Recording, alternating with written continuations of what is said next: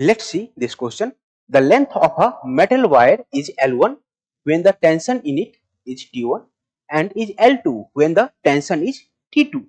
Then natural length of the wire is. Natural length जो होगी वो कितनी होगी? चलिए बच्चों डिस्कस करते हैं।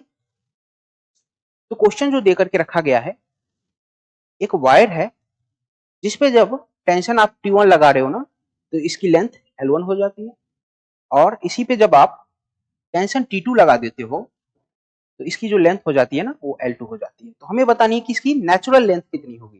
तो मान लेते हैं कि इसकी नेचुरल लेंथ कितनी है, small L. Let natural length is equal to small L.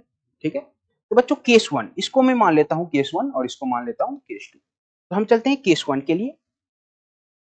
Case one बच्चों टोटल लेंथ जो है L1 उसको हम ऐसे लिख सकते हैं, natural length plus elongation in first case, है ना। तो यहां से हम लिख सकते हैं L1 is equal to natural length plus, इस केस में एलोंगेशन का क्या लिख सकते हैं, T1 into L divided by A Y लिख सकते हैं। तो इसको मैं इक्वेशन 1 मान लेता हूं।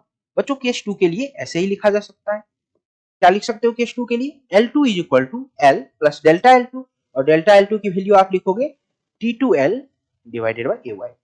बच्चों क्वेश्चन में ना तो एरिया ऑफ क्रॉस सेक्शन के बारे में कोई चर्चा है और ना ही यंग्स मॉडुलस के बारे में, तो कहीं ना कहीं हमें इसको एलिमिनेट करना पड़ेगा। एलिमिनेट करने के लिए हम क्या करते हैं बच्चों, एल बाई ए वाई की वैल्यू यहां से कैलकुलेट करें, तो ये क्या हो जाएगा, L1 minus L divided by T1। अब ये वैल्यू को यहाँ पे पुट कर लेते हैं, तो हम लिखेंगे L2 is equal to L plus T2, और एल बाई ए वाई की वैल्यू जो है हम यहां से निकाल करके पुट कर देते हैं, तो L1 minus L divided by T1। ठीक है बच्चों, अब यहां से स्मॉल एल को हम चाहें तो कॉमन ले सकते हैं।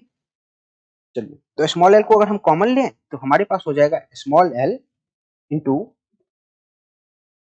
1 minus T2 by T1।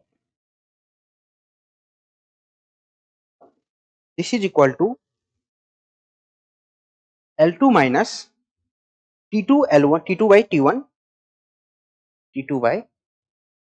T1 into, ठीक है बच्चों, तो यहां से हम स्मॉल एल को कैलकुलेट कर सकते हैं।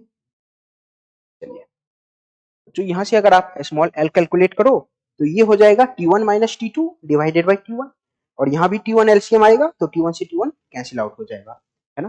तो अपना आंसर जो आ जाएगा वो आ जाएगा L2 T1 minus L1 T2 divided by T1 minus T2। इस तरीके से आपका आंसर आ जाएगा, है ना। चलिए बच्चों तो देख लेते हैं आंसर क्या है।